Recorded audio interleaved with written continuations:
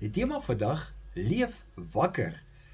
Ons besoek 3 gemeentes in een dag, Thyatira, Sardes en Philadelphia. Dit klink amper onmoontlik, maar God se woorde aan hierdie gemeentes vra om stadig gelees te word, nie vinnig verbygery te word nie. By Sardes tref die woorde jou hart. Jy het 'n naam dat jy leef, maar jy's dood. Dis eintlik skrikwekkend eerlik. 'n Kerk wat al die regte dinge doen, al die regte woorde sê, maar waarvan die hart al lankal uitgedoof het. Ons hoor die opdrag aan hulle, Openbaring 3 vers 2.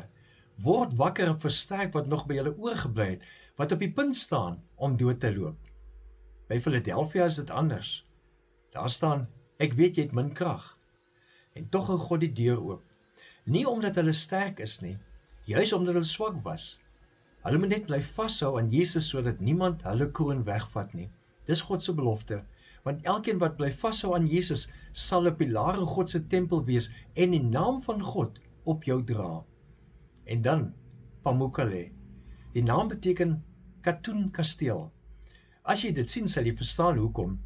Die wit mineraalryke watervalle het oor die eeue heen kalksteen terrasse gevorm wat lyk soos bevrore sneeu teen die bergkant.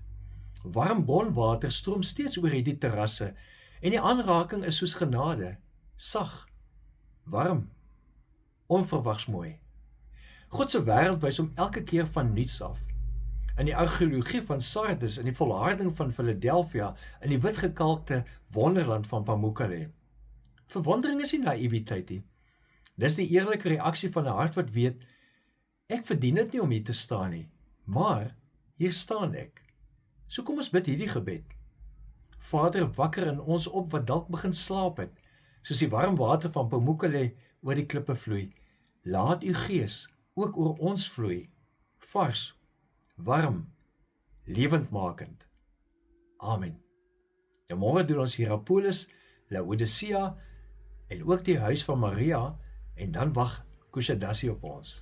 Leef geïnspireerd.